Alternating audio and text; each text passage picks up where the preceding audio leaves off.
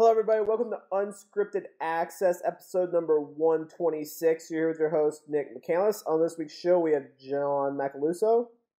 What's up, guys? And his long-awaited return, Bremen Milan. Yes, due to schedule restraints, but now I am right back. How you guys doing? How's your guys' week been? It's been freaking awesome for me. How you, Yeah, John? it's been pretty good for me, man. Cool. So let's talk some video games. Video games are pretty cool. I've been playing a little bit of that Mortal Kombat 10. Both John and I have been playing it on the PC. Really liking the game.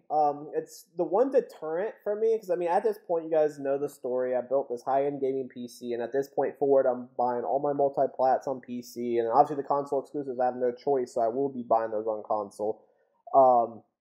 But the one deterrent for Mortal Kombat 10 is I was reading so many issues with the PC version. So many issues. And John said, man, I wasn't really having any issues at all. So I ended up picking it up. I downloaded it, and I haven't had any issues at all. I guess I didn't read into it far enough, because when you read into it far enough, it seems like most people having issues have AMD graphics cards, which neither John or I have. John has the 960, I have the 980. And I have a PS4. Yeah, Bremen got the PS4. So the only thing is the PC version of the game, because Mortal Kombat 10 is a little bit different. So obviously, a game like Grand Theft Auto 5, which just came out on PC, or an upcoming game like The Witcher 3, or even a game like Batman that'll be coming out, those games have a substantial audience on the PC, like especially The Witcher. Like The Witcher will probably sell more copies on PC than the PlayStation 4 and Xbox One, because it's historically a PC game. Even though there's more PS4s and Xbox Ones out there than hardcore gaming PCs that can actually run that game. So Mortal Kombat 10, you can definitely tell that they just made a basic port over from the PS4 and Xbox One to the PC, because I'm running it on max, John's running it on max. You can run it on maxed out without too expensive of a computer. And from what I've heard and actually seen with comparison videos online, it doesn't look substantially better than PlayStation 4 and Xbox One. So it's not like you're going to get like a complete ultimate better version on the PC. But you'll get something very similar, just a little bit better. Plus, if you have a 4K TV anyway, like my brother does, it looks freaking beautiful. Oh, it's that I will be joining that club very soon, I may add. I'm waiting for, so it's the 55X850C. That's the model I'm getting. The current model is the 55X850B. So I'm waiting for the 2015 model, which will be coming out next month sometime. So I will be joining the Elite 4K group next month, and I'll also, obviously for 4K, I'll need a second 980. So I'll be pushing two 980s and SLI on my 55 4K TV. It's going to be great. And I plan on saving up for that too, for a TV. And then at that point, my games are substantially better. Like, oh my god, like, so good. Like, Grand Theft Auto 5, I know once I put my second 980 in here, I'll be able to run it pretty well at 4K. So it already looks completely gorgeous. To be able to see that in 4K, I can only imagine. It's going to look spectacular. Because, I mean, when you look at those 4K TVs in the store, they look so good. When there's, like, an actual 4K feed, oh my gosh, it looks so amazing. Yeah, even like regular TV shows and stuff, man, they look beautiful. Oh my god! Like, can you imagine watching the Chargers beat the Steelers on Monday Night Football in 4K? Oh my gosh, that's crazy. John's starting shit. We're gonna make this kind of quick, because I know maybe not much of our audience knows about football, but who the hell designed the schedule for the damn Steelers this coming year? Like, please tell me who, because they completely hate the Steelers with an absolute fucking passion. It had to have been a Ravens fan. It had to have been a Ravens fan or a Cowboys fan, because our schedule is completely fucking ridiculous. Like, not only do we have to play the Bengals, and the Bengals are alright, they're pretty good, actually. The Ravens are fucking good. So not only do we have to play each of them twice, but those are our division teams. So whatever, that's how it's going to be regardless. But tell me why we got to play in the same season, New England, Seattle, Denver, Indianapolis, okay? The only really games we have that are a given are the Rams and the Browns. And that is it. The Chiefs, they're not that good, but they can play very well. Cardinals, we saw what happened last season once they lost Palmer. They started off amazing, and then they completely went down the shitter. So, who knows? We'll wait and see what happens there. But the fact that we have to play the Ravens twice, Cincinnati twice, we play New England, we play Denver, we play Indianapolis. Come on. In one season? And then we play the Chargers, who honestly, I think the Chargers and Steelers are about equal level in skill. John may disagree with me, but Steelers undoubtedly have the better offense. I don't think there's look at the statistics. Steelers have a better offense. We have the better look at the stats, dude. We were number 2 in offense, and we blew the Chargers away in offense last year. I just had something in my throat. I didn't even say anything. Relax. The defensive there, man. Well. As far as quarterback, John thinks Rivers is better. I think Ben's better. I'm not even going to go there. They're very close in skill. I'll put it that way. Neither one is leaps and bounds better than the other. I'm sure John and I can agree on that. But running back, undoubtedly, we have the better running back. No comparison. Oh, definitely now that we don't even have a running back.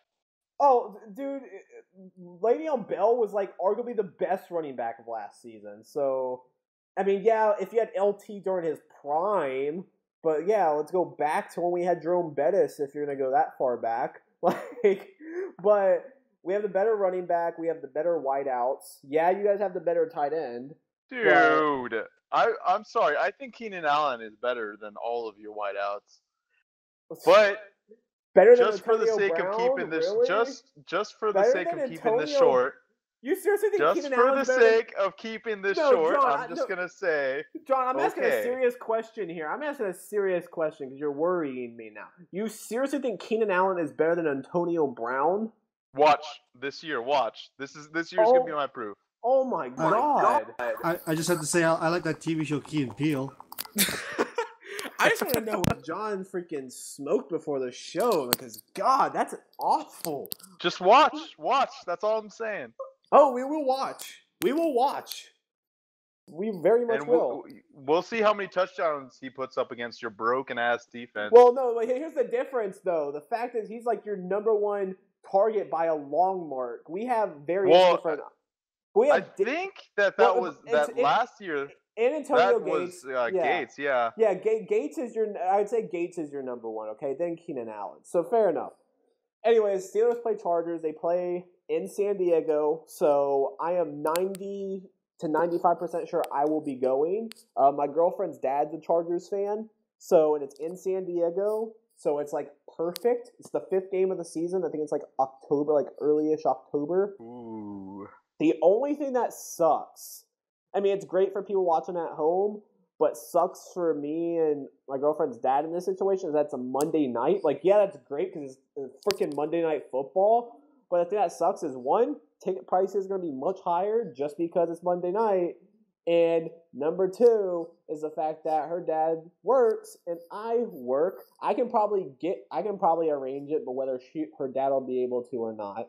But I am most definitely on the lookout to get tickets for that game because I haven't seen the Steelers ever play a regular season game. I've seen them play a preseason game because they usually always play the Panthers in Carolina. So back when I was living in North Carolina a few years ago, my dad, my cousin, and my grandfather, we went to a game. We're all Steelers fans. So actually see them in a regular season game against the Chargers, close to where I live, fucking awesome. So hopefully I'll actually be going to that game. Who will win? I think it's going to be a good game. We'll see what happens. I know whoever ends up winning will be shit-talking the other one very much. Steelers lose, I'll never hear the end of it. If Steelers win, John will never hear the end of it. So it should be a great game that I'm very much looking forward to, and it'll be 10 times better if I actually go. It's like I said, it's a very high chance I'll be going to that game. So... yeah. Okay. Yeah. So that's all right. So back to Mortal Kombat. Yeah, back to Mortal Kombat. How do we go from Mortal Kombat to football? It's totally different. But that's the question I've learned not to ask on this show because that shit just happens all the time. But yeah, it's a really good game. I streamed it for a little bit yesterday, and I'm really much enjoying the game. I'm not an enthusiast as far as fighting games. I do suck at them. I'm not good at fighting games at all. I'll admit that red-handedly. That 90% of people can whip my ass in a fighting game. I will never play a fighting game online unless it's someone I know because I've tried it before. And it ended with my ass getting beat so bad that I get happy when I can knock a quarter off their health. That's when I get happy. Because I just suck at fighting games, okay? I play them just to enjoy the fun. They're fun with local multiplayer. Online, not so much. But even online multiplayer, John, you said you've done some fights online. The performance doesn't seem that great. Yeah, so and this is on PC.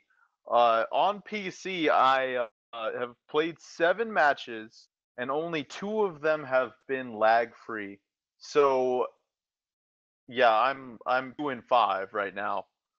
Well, those kind of games online, especially, it's hard to avoid getting lag. Not getting lag. Oh yeah, definitely. But I mean, this is like ridiculous, Lab Bram. Like I know you play like Dead or Alive and a lot of that stuff, consistency, but for the most part, it's smooth.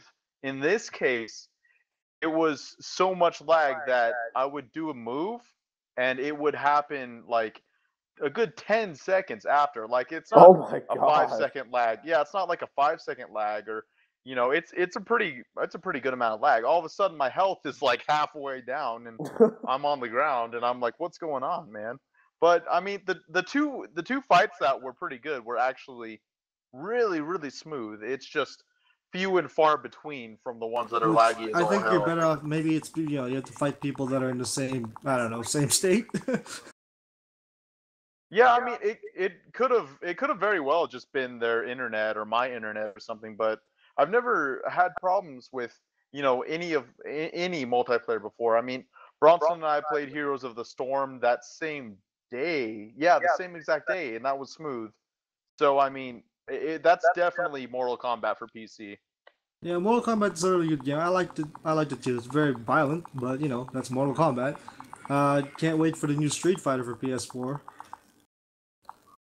That one's We've got we have another year for that one.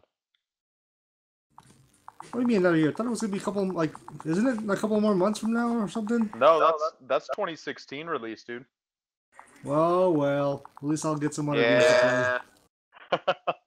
No, it's funny too because I was checking on maybe it was an older list of games that are, supposed to come out, and I saw it was on the list. I was like, really? So, thinking, maybe it's true, maybe it's not. I guess it's not. What? And here's where I'm going to go into a small little rant regarding the online issue. Now, I will put it out there that for my job that pays outside of the website, I am a senior producer for a mobile app company. We develop apps for the apps you download on your iPhone or your Android device. I'm the guy who manages the team that makes that happen. So I don't have direct experience with what it takes with the game and online infrastructure and all that stuff, but most of my points still stand because it's a similar way of viewing it, okay? So in my job, when we have a client that pays us to do an app for them, I would never even think about putting an app in the App Store if there was an issue with any aspect of that app. I wouldn't even consider it. If someone wouldn't even have to ask me to consider it because the answer would always be no. Never would I allow that to happen. Even if that cuts down on profits, you know why? Because you launch something that is broken, statistics and analytics prove it. Trust me, I view this stuff almost on a daily basis because it's my job, that when you deliver an experience, if there is an issue the first time someone accesses it, so say, for example, an app, if you download an app and it crashes a couple times or something doesn't work, more than likely, you're never going to use the app again and you're going to delete it.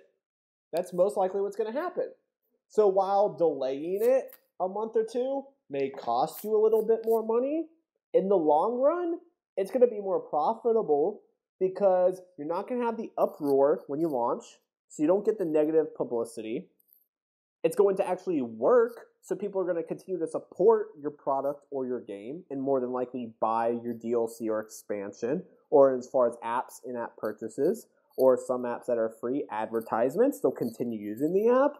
So because of that, they're using the app more, which means more revenue comes in, which means you make up those costs and everyone is happy.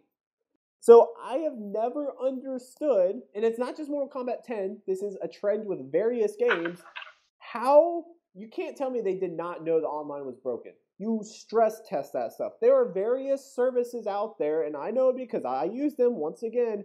There are various services out there to simulate traffic or simulate activity.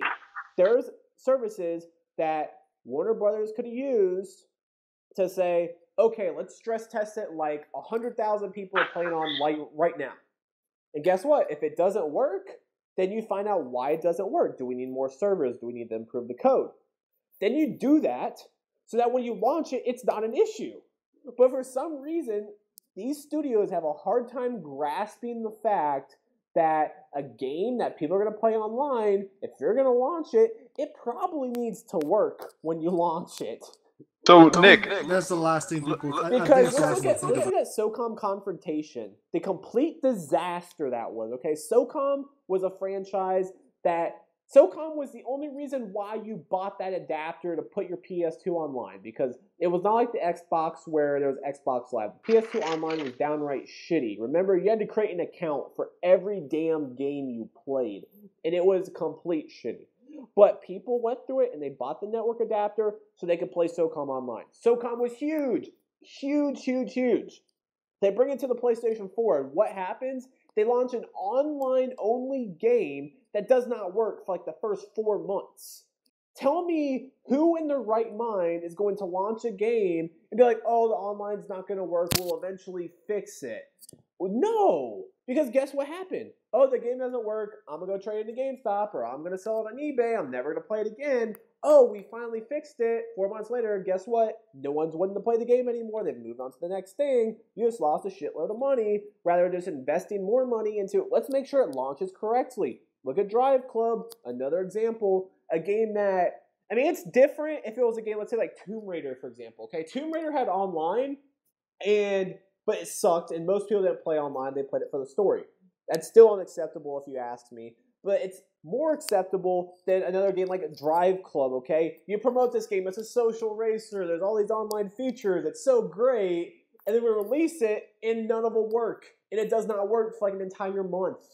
Wasn't that like the same thing with Halo 2? Had some problems too? Yeah, the Halo Master Chief Collection. You're talking about a franchise that has been valued at over $1 billion, okay? A franchise that is worth over $1 billion, and you're not going to do proper QA and stress testing to make sure that you know this game's going to sell millions of copies. Let's make sure that when millions of people are playing at the same time, the game does not break. Like, I do not understand the thinking process behind these companies, because the only thing I can think of is, oh, we'll do it later, and let's go ahead and let's get the money flowing in now, or maybe we'll cut down development costs. But the problem there is you're going to launch a shitty product, and it's going to get out in the media. Everyone's going to hear about it. Like, look at my example with Mortal Kombat 10 on PC. I was originally going to avoid it because of all the issues I heard. Even though it didn't affect me, it was dealing with AMD. Yeah, that's what I'm talking about. That negative publicity spreads like a virus, and that'll keep people from buying the game, and that's going to cost you to lose more money. So I but I'm saying the same thing happened with Halo, though. There was problems, but people still played it. People couldn't play it, Brem. No, but people still wanted to play it. Oh, well, yeah, but I mean, I think, Nick, let me ask you a question. I've been trying to ask for a while here. If you don't finish an app, or if there is a problem with an app, are you held accountable for not having that app up to par? So here's the thing. I can understand when we're a little bit different, okay? Because with a game, for example, with a game, the developer works with the publisher hand in hand. The publisher is probably telling the developer, hey, you need to get the game out by this date regardless. So because of that, I don't necessarily blame the developers for this. I more I more blame the publishers because the publishers are probably demanding them. As far as on the app side, usually there's us, the app company, and then there's the client. The client will say, hey, I want this app out by December. Come December, there may still be issues. Then we go to the client and they're like, okay, you know of the issues. Here's an ETA on when we can finish it. We highly recommend that we finish it. Now, if you want to put it out there early and broken, that's completely your decision. But our decision is do not do that because the moment someone uses your app and this bug prevents them from accessing a certain feature of the app, guess what? More than likely, they're never going to use your app again. So it's better to delay it a month and it work and everyone's happy in the long run. So, I mean, it just all comes down to who's providing the money. It's their decision. So in our situation, it's the client because they're providing us the money. If they want to release a broken app, go right ahead, but we don't recommend doing that because it doesn't necessarily make us look good either when there's a broken app and we're associated with it. So with games, there's the developer, there's the publisher. So it's somewhat similar. So, what's a good example? Okay, so Mass Effect. You have BioWare, then you have Electronic Arts. BioWare is a developer of the game, but Electronic Arts is funding BioWare to make that game. Since they're providing the funding, they can tell BioWare, hey, you need it out then. Now, most developers, because they're very well renowned and they're substantial, they have the power to tell the publisher, hey, we've been successful, we know it works, let us release it when we want to. But usually it comes down to whoever's providing the money makes that decision. And I don't understand, if you're the person making that decision, why does it ever seem like a good idea to release something that is broken? I just do not understand it. Or at least like an online, like with online infrastructure, I'm not an online guru, but as far as I understand, it's either one or two issues. It's servers or online, the code for the online. The code, there's various different ways to test that before you release a game. Various different ways. Same with the servers. If you're going to launch a game, put out more servers than you'll ever need. And then you track the usage, and then you scale the servers accordingly. It's something I have a hard time understanding. I just think there's really no excuse for it to ever launch anything that was broken. Like, it comes into this whole conversation where it's like, I remember the days where, like, remember you'd buy a game and it would just work. It would work. That's why, like, this online thing it's a good and evil. It's great because if there's a genuine issue with the game that they did not know about, well, guess what? You're not stuck with that issue forever. They can fix it online. But the negative side of that, companies will release a game and be like, oh, we know of these 20 bugs, but we won't need to get the game out to next week, so let's go ahead and release it, and then we'll just release a patch. And they don't get that patch out by release, and people end up having a shitty gaming experience. If you're going to do that, make sure you at least are able to get the patch out day one when the game launches. That's my main concern. So yeah, I mean, that's just the end of my rant. I just personally think it's completely unacceptable. I mean, you're expecting people to pay $60 for your game. I mean, it's completely different. It's a beta, okay? People who complain over betas are ridiculous because, one, you usually don't pay to get into a beta, or if you did, usually you get something else with it, like usually you'll pre-order a game and then you'll get a beta. Or, I mean, some people buy betas if they really wouldn't get into it. But the purpose of a beta was for testing purposes. So it's completely understandable if you're playing a beta and that she just crashes on you and your system freezes. Completely acceptable. That's what it's for, is to test those issues so that the developers get those issues back, they figure out what the issues are, and they fix it so it doesn't happen when they actually release the game. But just not enough companies do that. It's very, very frustrating. I mean, I'm not going to play Mortal Kombat 10 online, so it doesn't impact me. But most of the people that are buying Mortal Kombat 10 want to play the game online. So let's see how long it takes them to fix it. Watch, it's probably going to be maybe 2 to 3 months before it's actually fully working. And by that time, people have moved on. People have moved on. And if they bought the console version, guess what? They probably just sold it to GameStop, which means that you lost the sale because someone's going to buy that used copy. Stop complaining about GameStop being the problem. It's not GameStop. Make a game that people want to keep. If you go to GameStop, notice that most of Nintendo's first-party titles don't have many used copies. Why? Because they're great games. And they come out without bugs, and they work day one. Yeah, Nintendo's online infrastructure sucks. That's completely another conversation. But the game itself is of quality, and because of that, people will not trade it in. Because it's a great game that they know one day they'll want to go back and play. So, that's the end of my rant. But what's your guys' thoughts on this? Go for it, Bremen. No, I see where you're going with that. I mean, obviously a game that has to be perfect. You know, you can't have it have problems like that. There's you get big issues with that. You get people that complain about it. It's true. It's one of the reasons why, sadly, now I'm kind of pissed off at Bloodborne because the online is so freaking hard to get to team up with somebody like your brother, especially my brother. Like you team up with other people online, it's easy because it's random people. But if you want to team up with your specific friend, even if you put that password thing, it takes so damn long before you can even join your buddy in a game for teaming up and shit. That's the part that pisses me off. Is they need to fix those kind of issues, and that's completely true with what Nick's saying. It will piss off people. It's pissing off me right now because that's one of the reasons. But I love the game though. I won't trade it, but it's just one of those issues that you're like, well, damn it, can't they do something about this shit? Yeah, so there are really, really, really rare exceptions to that. Like you're saying, Bloodborne. But I think the best and easiest way to fix this, because it's gonna keep happening, people. Like games are gonna keep coming out that are not playable in one way or another. And the way we go about fixing it is, for one, we don't buy them. I know it's hard, but you don't buy them. We have to start holding these companies responsible, because here's what happens, and I'm going to use Halo as the perfect example. They have a really, really broken game. You couldn't even play online. You couldn't even get into matchmaking. Well, now it's fixed, and now it's somewhat fixed. And they've decided, you know what? Let's just remaster Halo ODST. We'll give it to all of these people for free, and everyone's gonna forget about it. And ever since they announced that, everyone has forgotten about it. But it needs to be this thing.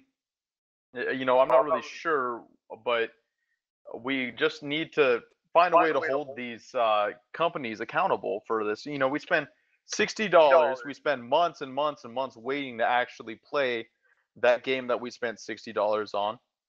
And like Nick said, by the time you get around to it, by the time it's all fixed, you're moving on. And it's a huge pain in the ass. Yeah, the thing is, to me, the best way also to solve this, and I noticed this, and I'm pretty sure you guys notice this too, a lot of games nowadays, just because everything's all online, that doesn't mean you can't make it like, the co-op, the co-ops, the old co-ops, like the old games, 1 player, 2 player, 4 player, local, in your own console, like in the game, instead of just going online all the time. They could fix it that way too. That's how I see it. Yeah, and here's my thing is you should never.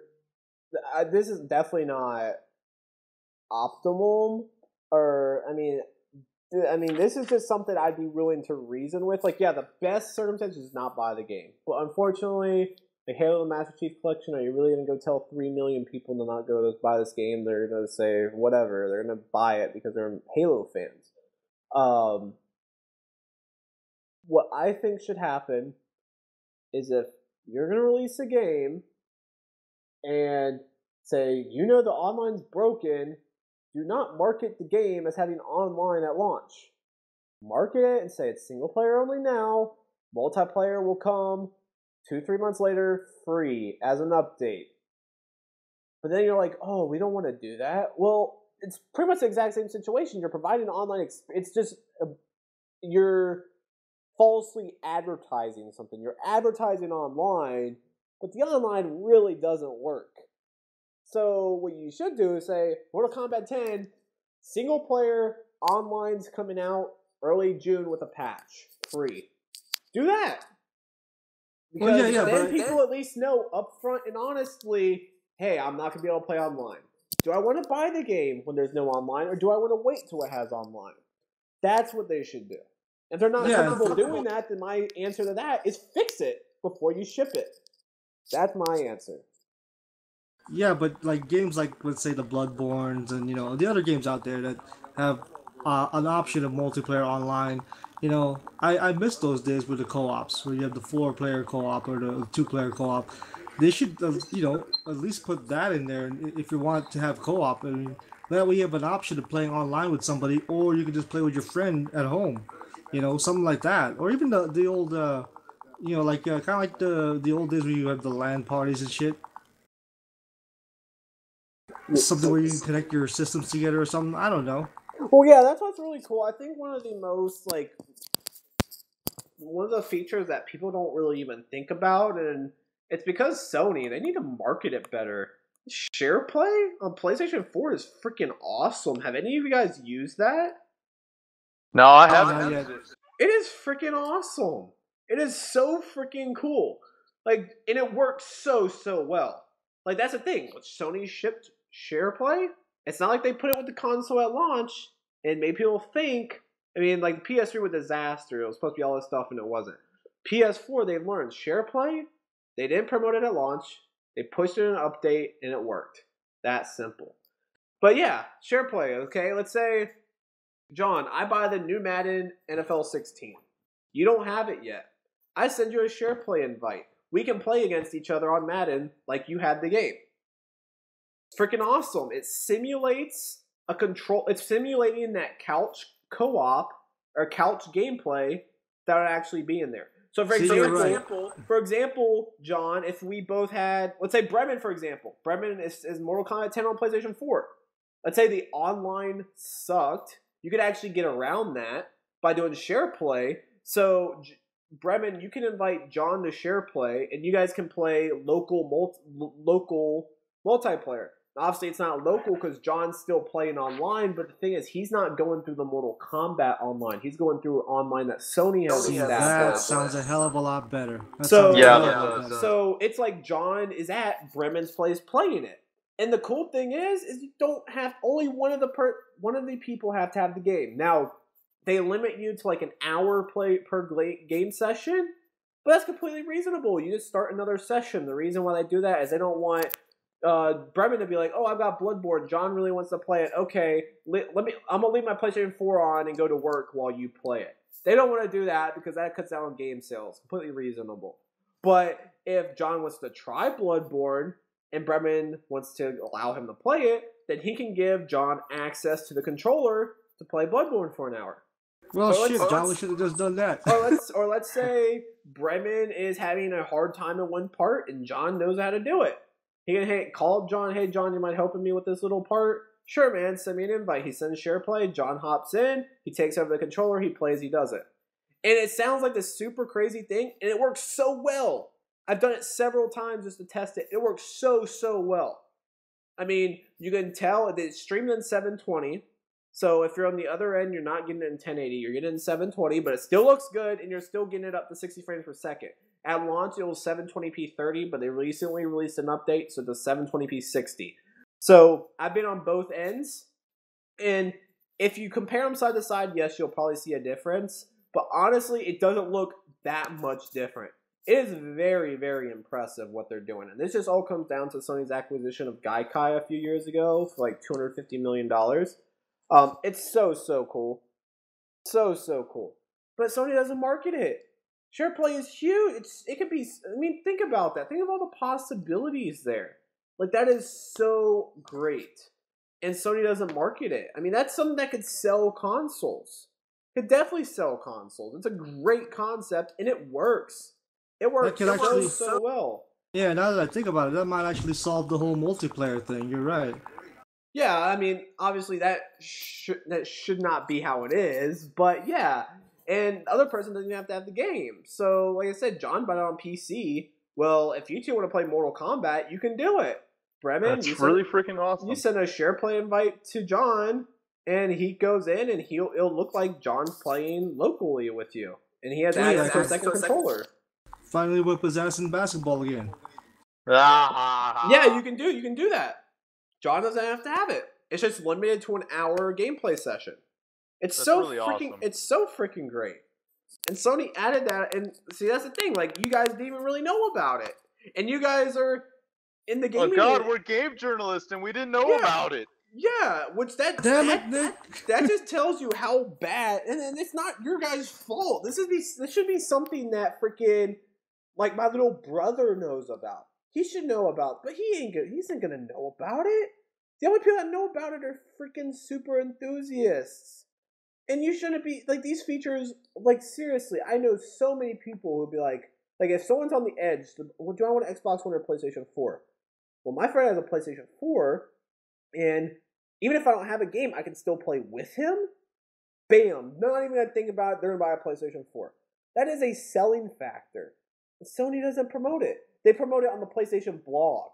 Well, guess what? People reading the PlayStation blog are gaming enthusiasts.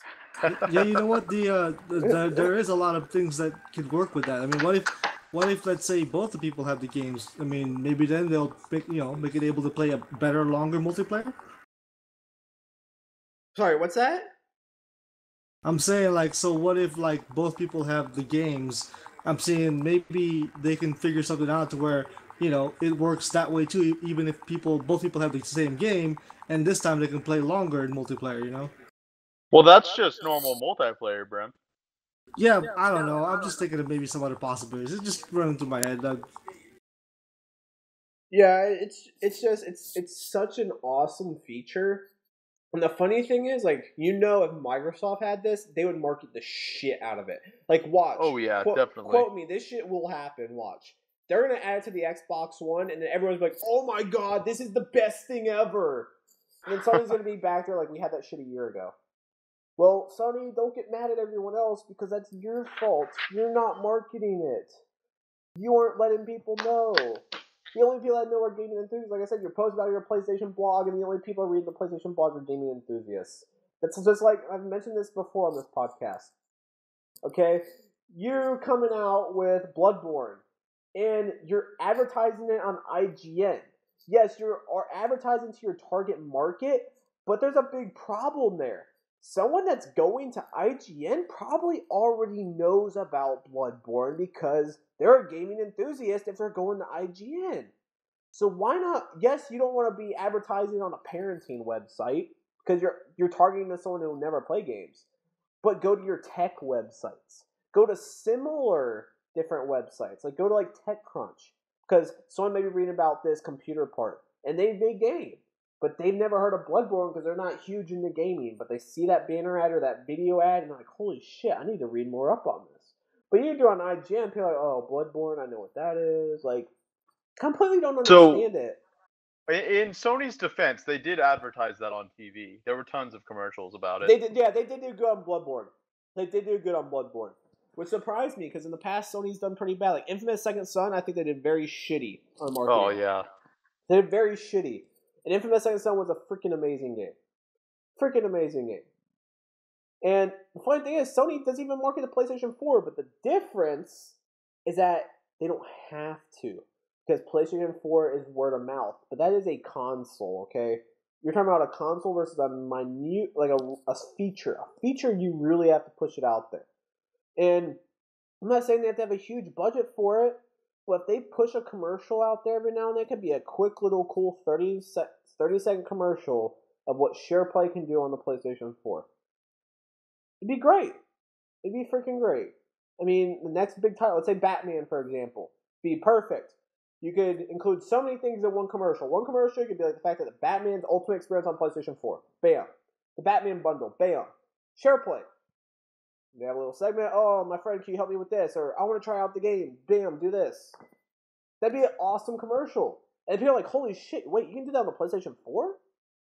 Like, but I don't know.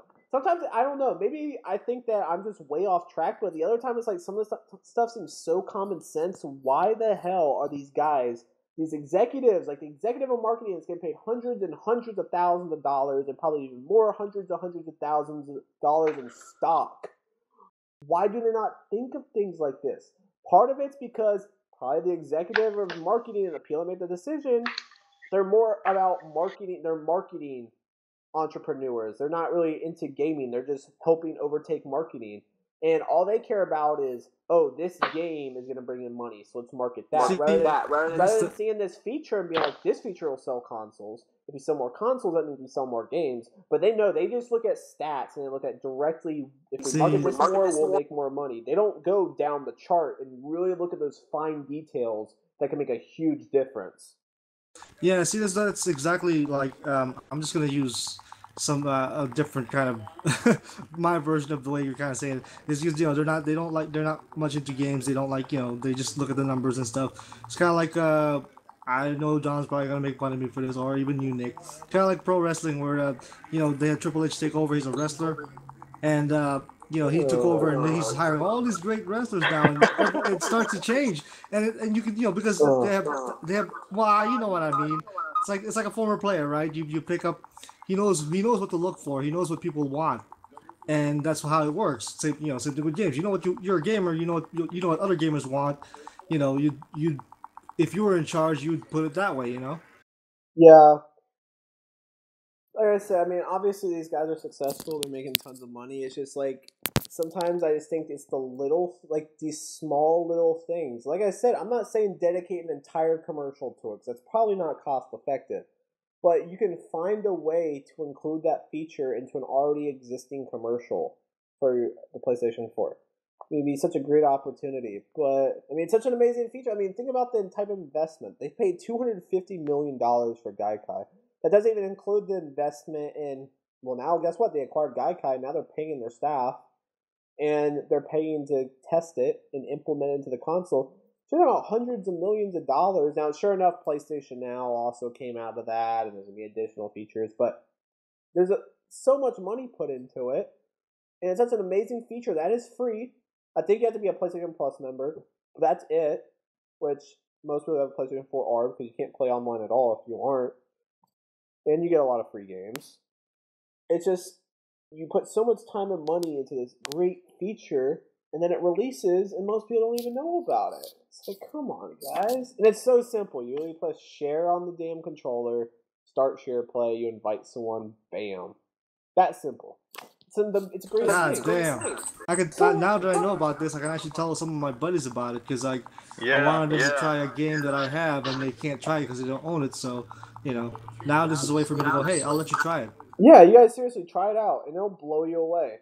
It works so well. Because literally all it does is it takes the controller over, or adds a controller to you, so it pretty much pretends that there's a second PlayStation 4 controller there, and it just streams the video feed to their TV. That's how it works. The delay and latency, barely noticeable. It works very, very well. It's like PlayStation Now. PlayStation Now works very, very well. And you're just streaming these full blown out PS3 titles, like The Last of Us, and they work very, very well. It's very impressive technology. It's just like with my job with apps. You can have the greatest app in the world, but if you do not market it and you don't have a huge budget to market it, very rarely are you gonna have a success. There's those. God forbid, Flappy Bird. Oh, ask anyone in the app business, and they will slap you for bringing up Flappy Bird. And I'll tell you why. I mean, it's not that. I mean, the guy. Long story short, this guy built this game in 2 freaking days. Okay, one guy, very basic. I mean, if you look at it's the most basic game ever. It's this little bird. You press. I mean, it's super ridiculous. Most basic shit ever. And it was out on the App Store for 7 months. 7 months, and no one really knew about it. And then one day, I think this one website covered it, and then the guy was talking about how fucking awful the game was, and how annoying it was. Because of that, it became this global phenomenon. This guy was making over $50,000 a day in advertising because of this. Then you have other people who spend hundreds of thousands of dollars making these heavy, high quality apps. So great. And they'll never make their money back. Ever. It'll be a huge loss to their bank account. Huge loss. It just all comes down to marketing. Like I said, there are those rare exceptions where you'll have a Flappy Bird And it seems like there's always one of those apps a year. It's always like this stupid, dumb game. It just comes out of nowhere, and no one really knows how it gets popular. But it's like social media, same shit. I think the dumbest thing I saw on social media last year was that trending Alex from Target. Did you guys hear about that?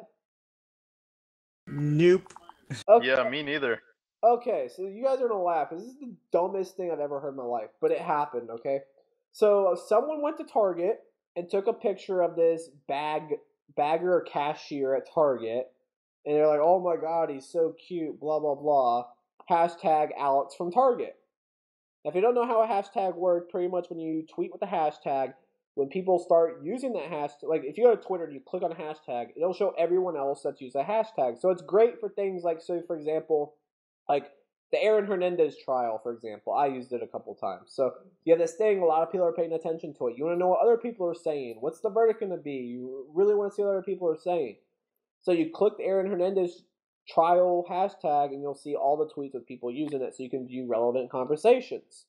Well, with Twitter, a big thing is trending hashtags or trending topics, and that means that a lot of people are using this hashtag, and it's a big thing. So I guess this one person took this picture of this guy, Alex from Target, and before you knew it, it became, and this wasn't even a famous person, okay? It still blows my mind how this happens. This viral thing. Same thing with YouTube. Like, why did this shit go viral? How did this happen?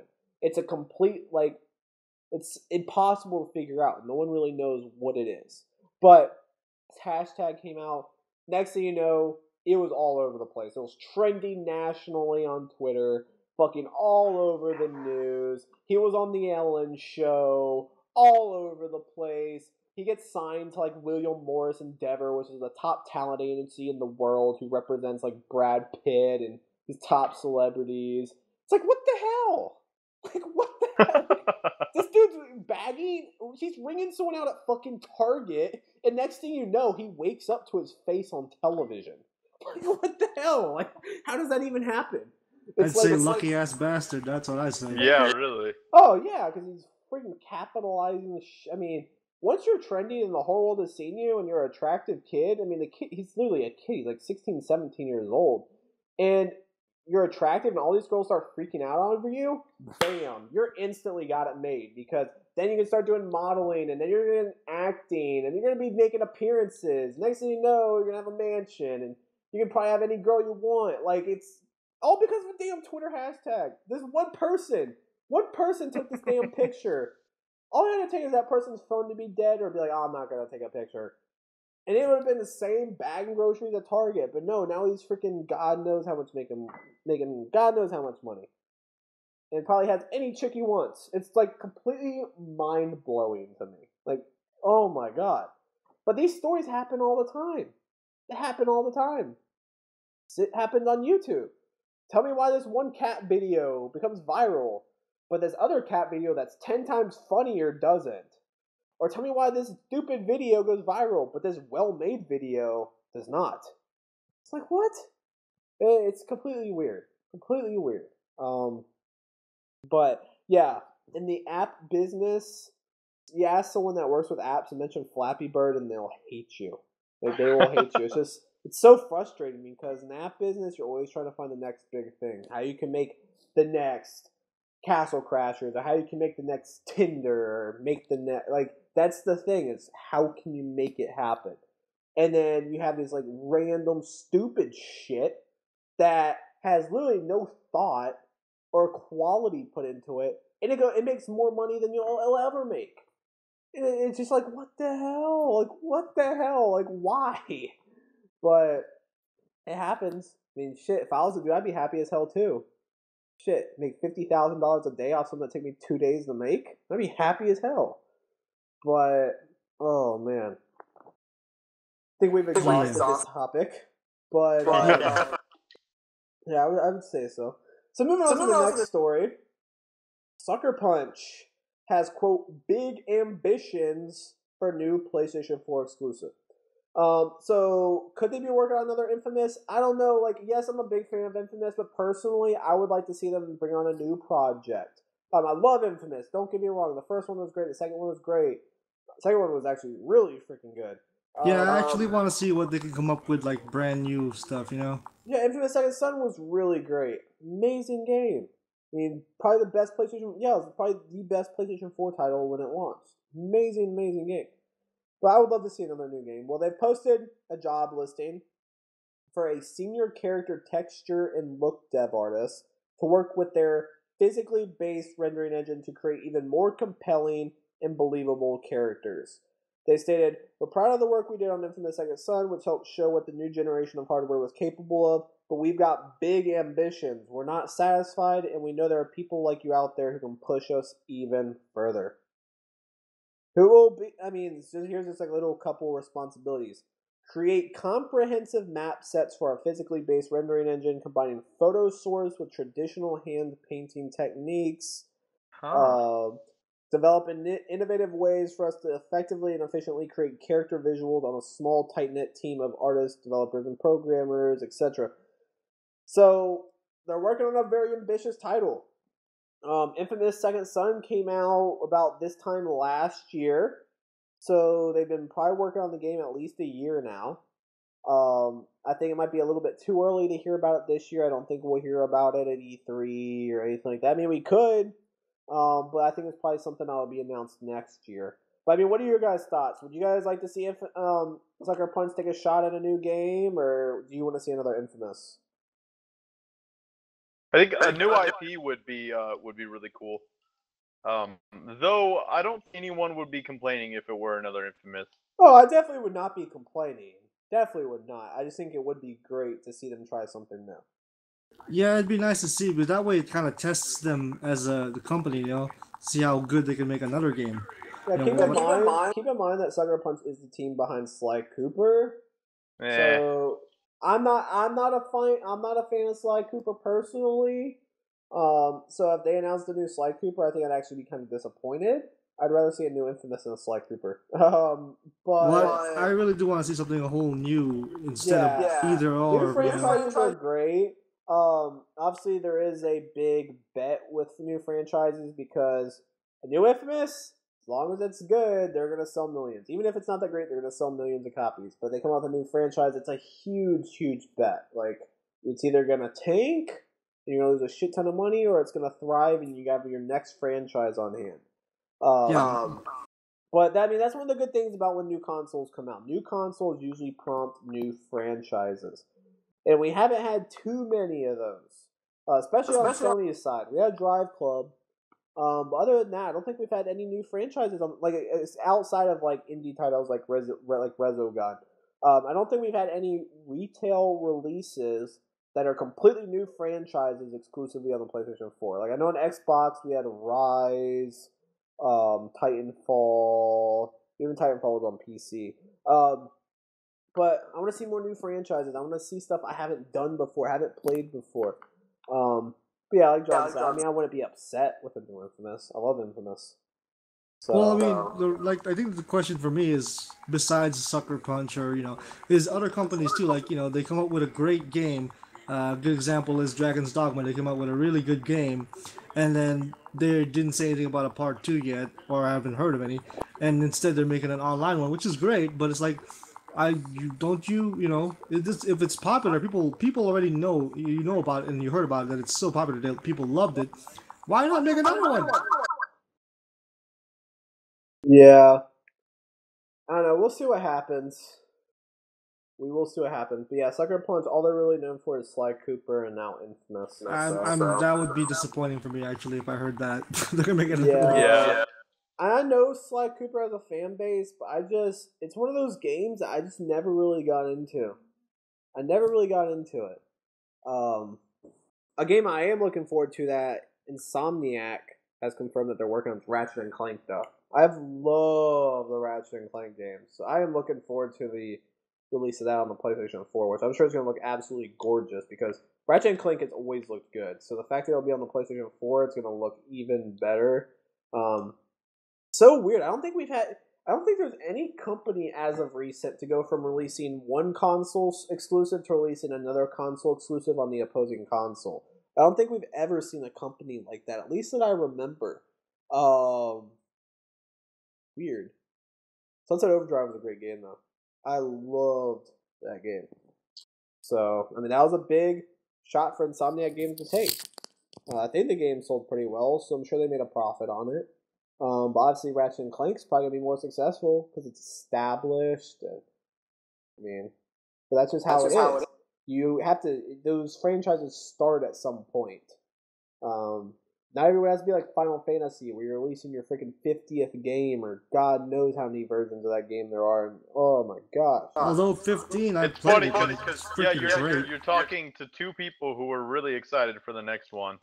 Oh, dude, can I use share play on that one to let you play it, John? No, it's got to be couch co-op, is what he said.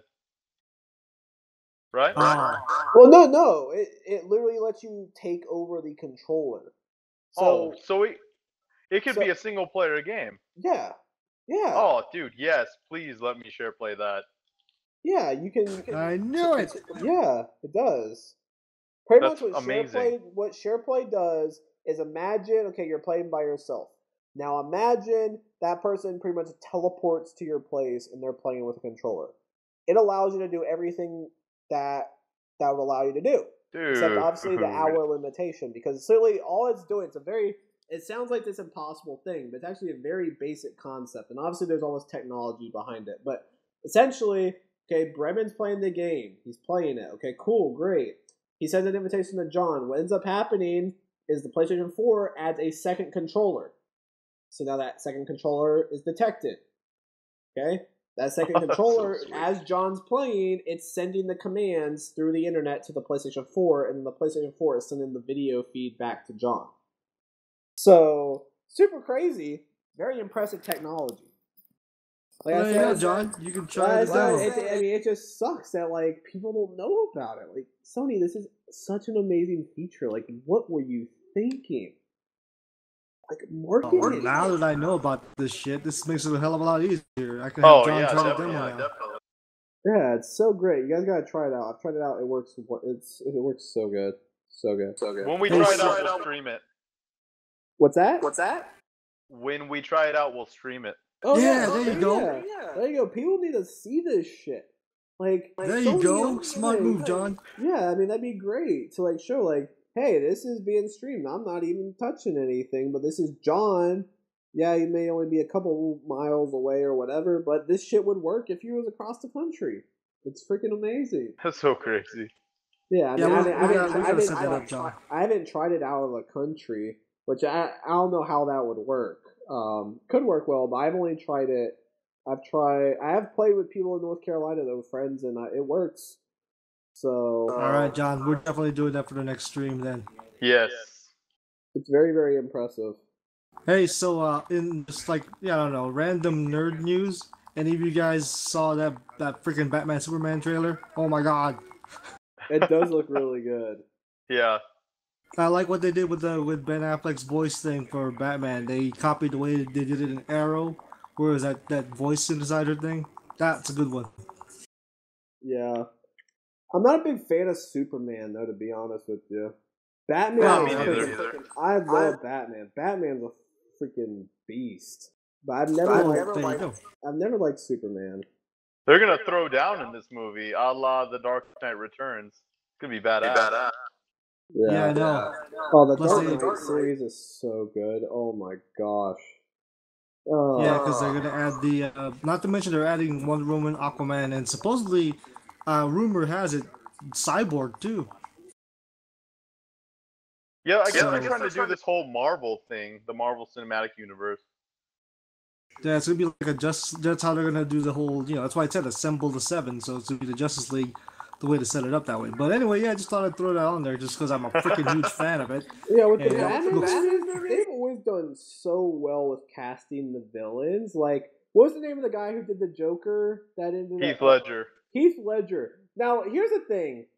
Heath Ledger, devoted himself to his craft too much. You guys know the story, what he did before the filming of the movie? This guy, I think it was in France or some foreign country, he locked himself in a hotel room for a month, 30 days, did not leave. He had people bring him food. He literally locked himself up in a hotel. He turned himself literally insane for that damn movie. He literally sacrificed himself for the movie because what ended up happening is after all this, as you can imagine, he had to be on these medications. He ended up mixing 2 medications he shouldn't have mixed, and ended up killing him, which is very, very sad. But he nailed that role. That was freaking amazing. But the sad thing is that was him though. Like, yeah, I'm sure that there's obviously acting involved. Like, he's not gonna go blow up a hospital in real life, but part of that is him because he literally turned himself freaking insane for that movie. Well, maybe it's because the pressure of trying to one up the last actor who did it, stuff like that.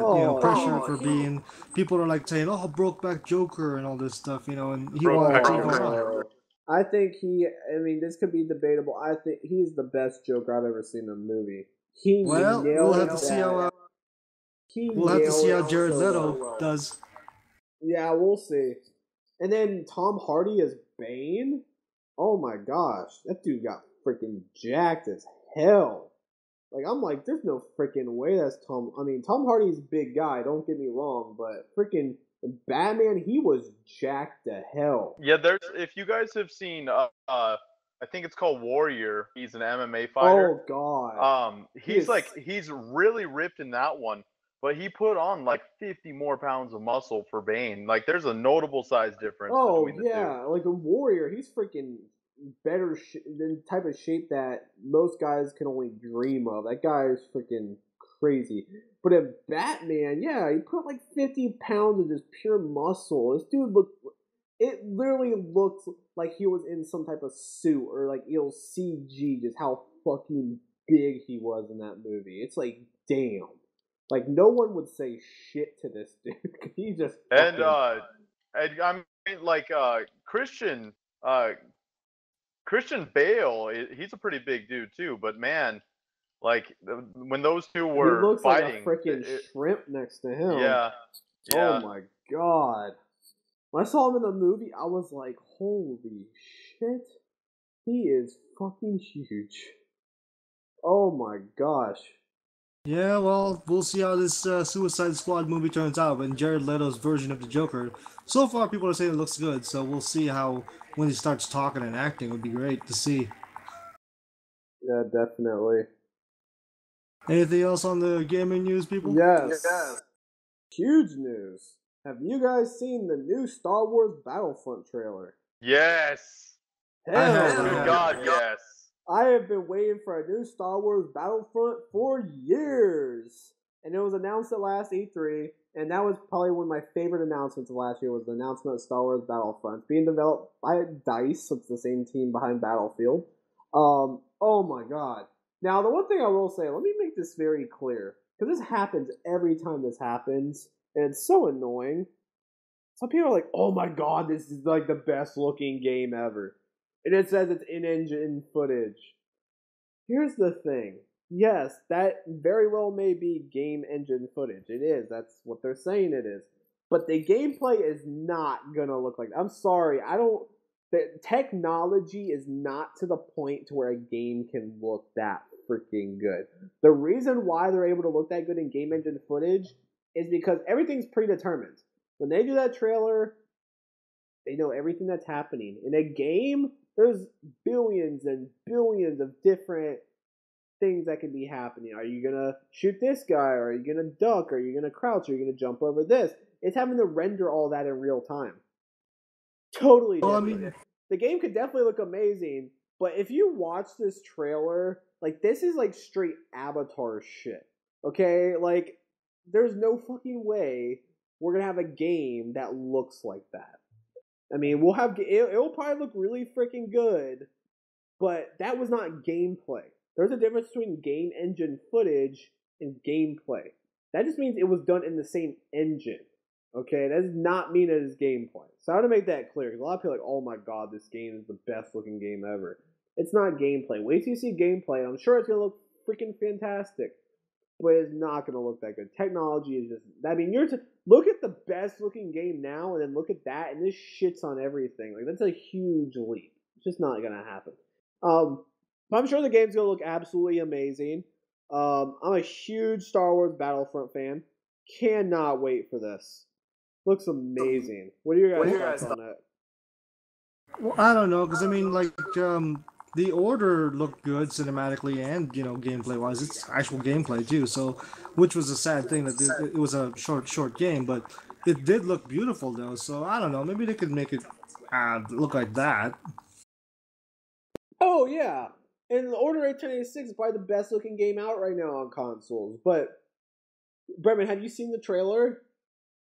Yeah, I have seen it. It looks way, Yeah, it seriously is like Avatar style shit, and like with Avatar, like you should research like what it took to render Avatar. They had render farms, which are pretty much like big warehouses of computers, like thousands and thousands of computers with like high end technology in them, rendering frame by frame because of how much was involved with it. There's no freaking way. That's the problem when they did that trailer though. They did it where it's back to the old cinematic cutscene thing, instead of actual game. I mean, they do say game engine footage, but people seem to say, "Oh, it's game engine. That's what the game's gonna look like." It's not the case. I mean, look at all these games teaser trailers and stuff. They almost all the time say, "Oh, this is game engine," but then look at the actual game. They look totally different. Totally different. Yeah, like I'm saying, like the way, I like the way the Order did it. Metal Gear Phantom Pain looks like it's going to be the same way too. Where it's like they're using the actual gameplay footage supposedly, whatnot. But I mean, with the Order, it worked really well. Like it meshed in well, I thought. Right, yeah, and then that you could tell the actual cinematics were on the same level as the gameplay. So they rendered that at the exact same level. Which that's why it kept like the very seamless cinematic experience they were really pushing for. But what about you, John? Are you looking forward to Battlefront? Yeah, I don't give a crap what the graphics look like. If they look like a PS3 game, that's fine. I mean, you both know I'm not like into graphics that much. Right. But I am really psyched just to actually play the game. And we've had no indicator of what actual gameplay is going to look like. And so I can only imagine the amazing things that the game will be. Yeah, I know I definitely can't wait for it. Now, the one thing that kind of bums some people out, it didn't really bum me out because it's not why you play Star Wars Battlefront, but the game will not offer a traditional campaign. It's going to be kind of similar to like with Titanfall, where they are going to have missions. You can play the missions on solo or cooperatively with like bots, but there's not going to be a story to the game. I know some people were a bit disappointed with that. Yeah, it's only going to be online. Like I said, there's going to be missions that you can do either online or you can play them with bots, but there's not going to be any type of story or campaign. I guess the positives there I'm going to look for is because it's the people who made Battlefield, you're going to have the destructible environments, hopefully. And the whole vehicles. Yeah, oh my god, the vehicles. They did confirm that. Yeah, and the vehicles you'll be able to ride too. Come on, yeah. So yeah, we should be hearing more at E3. And its official release for PlayStation 4, Xbox One, and the PC is November 17th of this year. Well, at least this year. Let me ask, what are you guys going to get it on? I'm getting on PC. Yeah, for sure. I'll probably get on. Yeah, I'm gonna get on my PS4 like I always do. Yeah, I am definitely getting it on my PC because that game. You don't want to look anywhere close to that trailer. You need to get on PC, but no, it's just. I mean, they did confirm it'll do 60 frames per second on PS4 and Xbox One, which that's good. But I just have such a high end, and I'm buying all my multi-plats on PC from now on, all of them. Let's just hope we can get it for $20.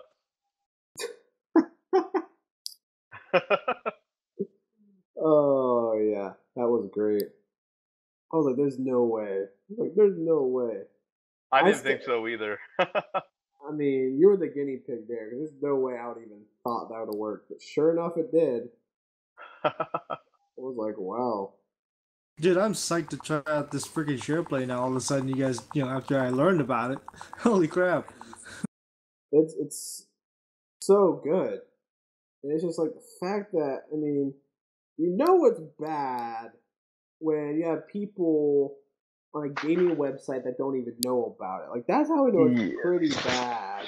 I mean, I knew about its existence. Yeah. But at the time, remember, John, at the time you wanted to try it and it wasn't available yet. Yeah. And then now it's out there and we didn't even know it was actually working anymore. That's a sad part. Like, John knew about it, he wanted to try it out with me a long time ago, and then it didn't work, and then now it started to work, and we just like forgot about it. That's just sad, dude. That's yeah. They really gotta advertise that better. That part on Sony's on there. So my last news story for this week, E3. That's a thing. I'm sure we're all excited for that. I will definitely be there, and John and Brendan, you both will definitely be there as well, won't you guys? Yes. Woo. Yeah. So this is gonna be John's first E3. This is gonna be Bremen's second E3. This is gonna be like my fifth E3. Oh my god. Oh, shut up. I cannot wait. E3 is the best event ever. I love the event so much. So hopefully we'll be able to get a couple more people to come with us as well. There's a lot of logistics that are involved, so we'll keep you guys updated. But it's at that point where there's going to be little leaks here and there, and speculation's going to begin. And we always do an episode the Wednesday. We record on Wednesday. So we always do an episode on Wednesday before E3, and it's always a long podcast. Pretty much all we do is speculate E3, and all this shit. And at that time, there's always a lot of leaks, rumors, stuff's announced before E3 because they can't fit into the press conference. Crytek has came out and said that they'll be showing off a really good E3 demo. They didn't really provide any more details. Could it be a new Crisis? Could they be doing Rise 2? I don't think they'll be doing Rise 2 because I don't think the game sold too well. I actually enjoyed Rise. Did you guys play Rise at all? No. Rise had a lot of negativity, and I actually thought it was a pretty good game. I mean, not by any means. It's not like, oh my god. But I thought it was a good game. I really enjoyed it. I mean, some sites were giving it like 4s. I was like, get the hell out of here. I think it was like a solid like 6.5, 7. I thought it was a really good game. But I don't know. It's been a while since we've had a Crisis. It has been a while since we've had Crisis. So will it be another Crisis? Who knows? Will it be like I said, I mean, Crisis. I'm not the biggest fan of Crisis. Have you guys played Crisis at all? Yeah, I really like Crisis. Oh, you do? Yeah, I'm not a big fan. Like, the games always look freaking great. I remember when the first Crisis came out, it was like impossible to run that game well. It was so ahead of its time. Like, The Witcher 3 comes out in less than a month, and John and I are really looking forward to that. And the specs on that are really high, but no, it's still Crisis at its time. Literally, you had to run that game on like max settings at a good frame rate. You're talking about you at least had to have like a $5,000, $6,000 computer, and to run that game at all, you still had to have like at least a $2,000 machine. It was absolutely ridiculous. It was so ahead of its time. Like, if you were to go and play the first Crisis now, and that game came out like 8 years ago, you play it now, you're like, damn, this game looks good. Yeah, it still looks really good. It came out 8 years ago. It's just like The Witcher 2. I mean, the difference is The Witcher 2's only been out for 4 years. But The Witcher 2 looks fantastic. And it's going to be the same thing with The Witcher 3. That's what it is with PC gaming. These high-demanding games, like The Witcher 3, 4 years from now, people will be like, damn, The Witcher 3 still looks good. Like, that's just how it is. But, yeah, the first Crisis is like 8 years old. And that game looks still really, really good. 8 years old. You can't say that about any console title, because then you're going back to like PlayStation 2 days. And I don't think any of us can go back and be like, oh, that PlayStation 2 game looks amazing still. You're like, oh my god, that game looks awful. Not what I remember seeing. But, I mean, heard The Last of Us. The Last of Us on PS3 still looks good. Like, that's Naughty Dog. Naughty Dog knows what they're doing. Like, Last of Us still looks good on the PlayStation 3. That's last generation hardware. So, but when we see, I don't know, but it's that time where, not so much in April, but the mid to end of May, we're going to start seeing a lot of announcements from all the companies, because they get to the point where, like, okay, here's what we can fit into our conference, here's what we can't. So what we can't, let's go ahead and announce it before E3. That way we get the hype going into E3, so we can really knock it out of the park. And then stuff starts leaking. And then, I mean, it's great. It's a great, great time.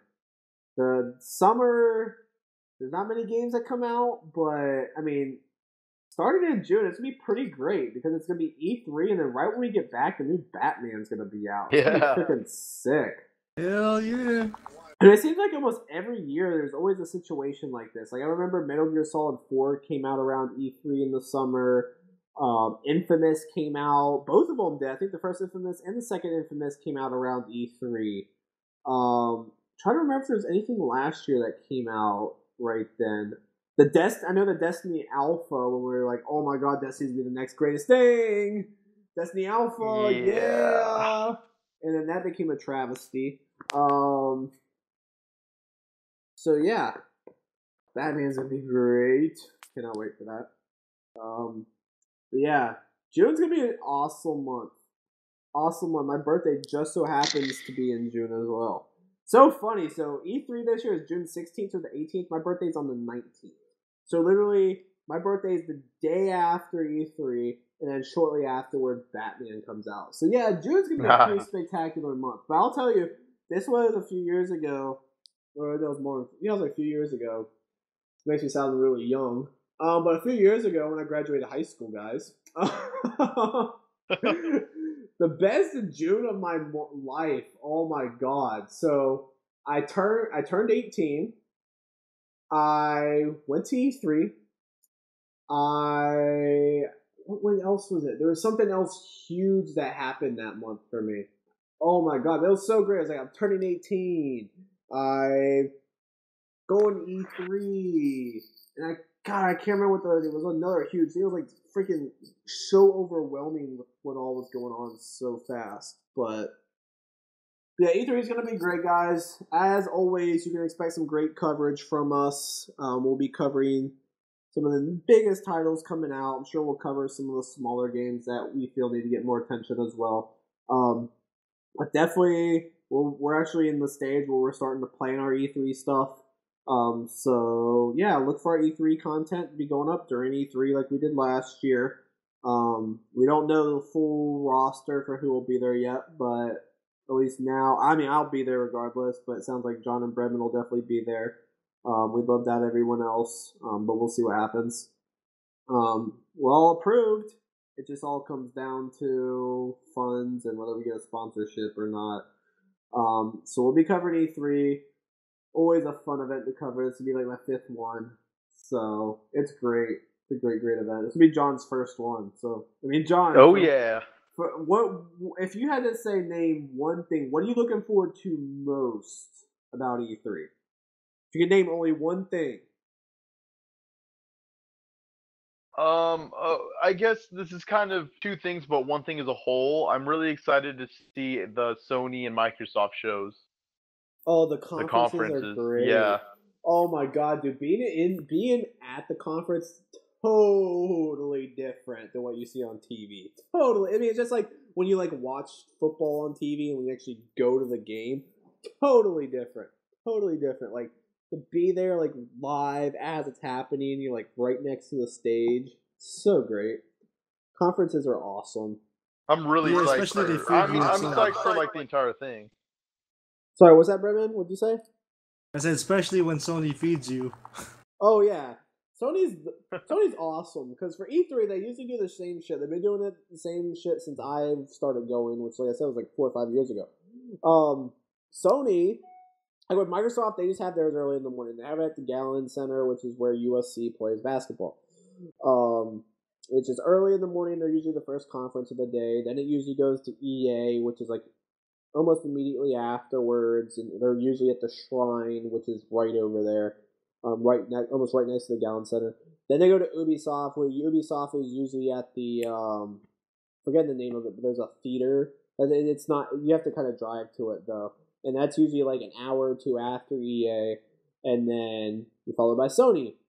Great thing about Sony is that their conference usually starts about like 6 o'clock, but they open the gates. What they do is they rent out the Memorial Sports Arena, which is this old sports arena they used to use for USC before they built like these new stadiums and stuff.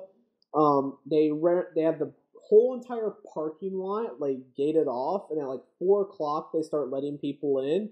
And because the thing about this press conference is they're invite only and they're separate from E3. So you could say, let's say, get invited to a press conference but not be qualified for E3, or you could be a badge for E3 but not get to the conference because there's only so many seats. So they invite only people they're very well connected with and stuff like that, which we happen to be. But they rent out the parking lot, and in the parking lot they have all these like food stands, food trucks, and it's like you don't have to pay for anything, like completely free.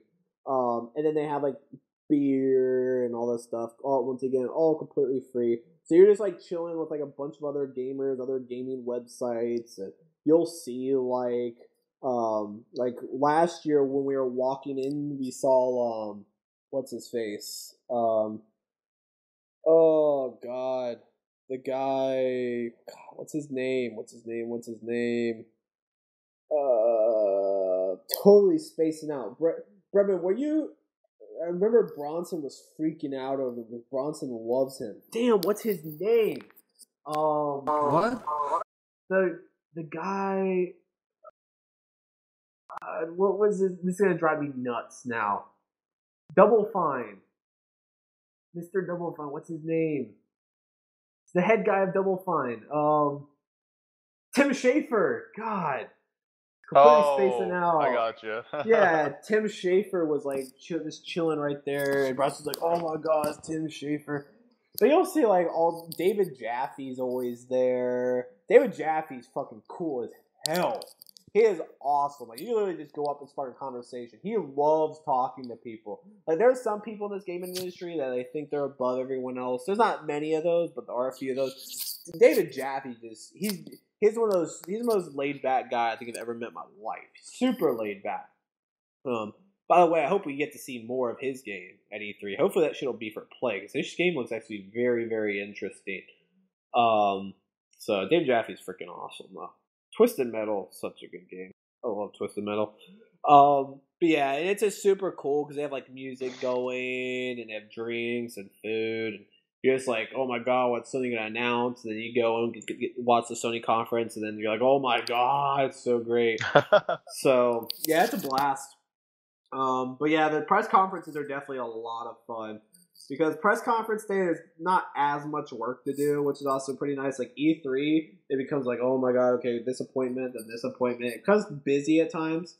But the press conference, you just get to kick back, relax, and let these companies impress you. So yeah, the press conferences are great.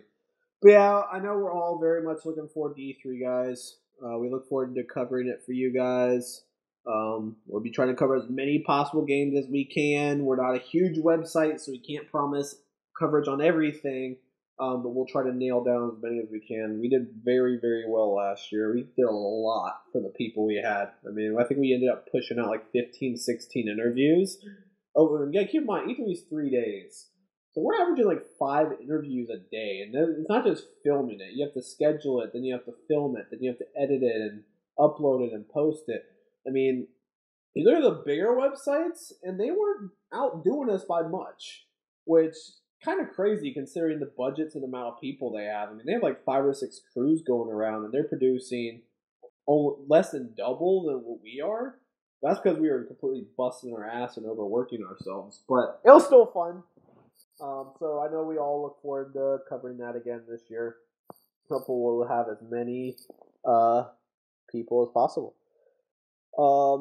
So with that said, any other topics anyone wants to talk about before we head into comments and questions? No, I think I'm good. Yeah, I'm good, man. Alright, cool. So we have 2 comments. First comment comes from Blake4587, hashtag Free the Intern 2015. Is that Ray from the stream? Okay. I was like, that sounds familiar. It's so funny, like that Senpai Brothers has really become a thing. People are liking it. Yeah, it's getting pretty popular. Yeah, it's pretty good.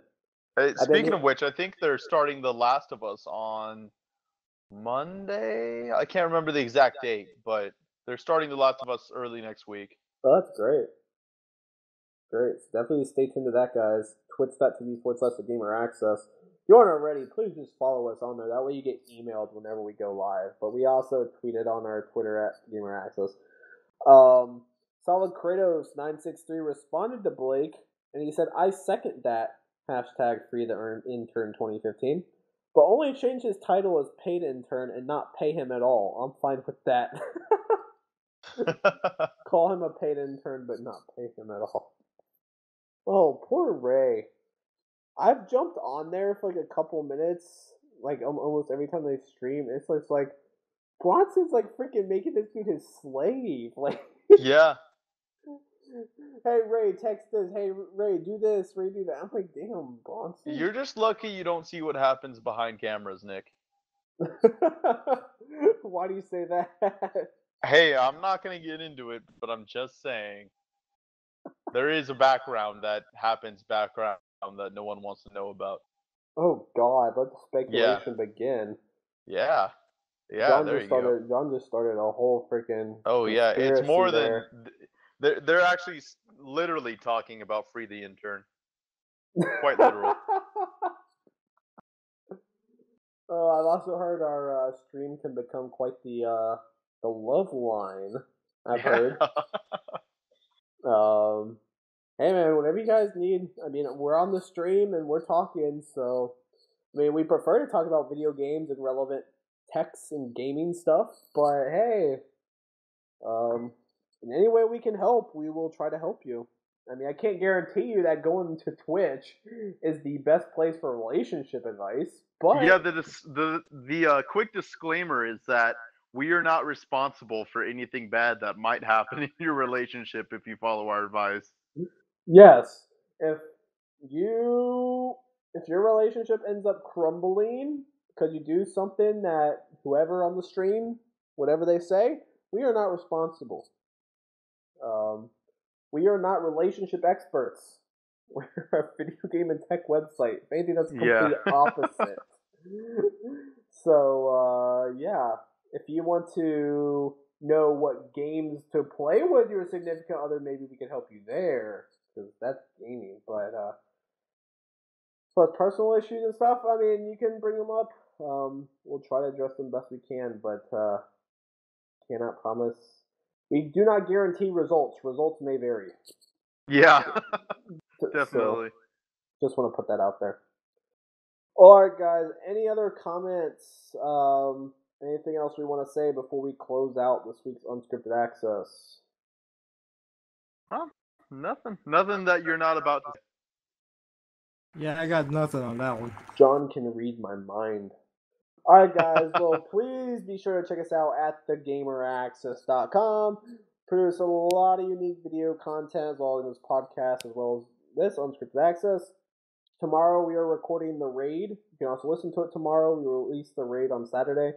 So it's our PC gaming podcast. So we'll be talking about a lot of PC gaming stuff. So be sure to check that out. 60-minute access. This week we are doing Mortal Kombat 10. So please be sure to check that out. Super Mega Awesome Go Playtime series where they're still playing through Wonderful 101, but I know they're coming to the close of that, so we'll be starting up a new game there in relatively near future. Check us out on Twitch. Super Senpai Bros is a thing. Bronson and his roommate Ray, Free the Intern. They'll be streaming The Last of Us. They just got done streaming the entire playthrough of Grand Theft Auto 5 story. Now they'll be doing The Last of Us. So please be sure to check that out. Usually I stream on Monday, Tuesday, Thursday nights at 7 p.m. Pacific Standard Time. Obviously that can change. Some days I'm not able to. But that information you can always find on our Twitters. So please be sure to follow us on Twitter at The Gamer Access. Follow us on Facebook at facebook.com/The Gamer Access. And follow us on Twitch at twitch.tv/The Gamer Access. Thank you guys for listening. Peace. Have a good night, guys. Or day. Or morning.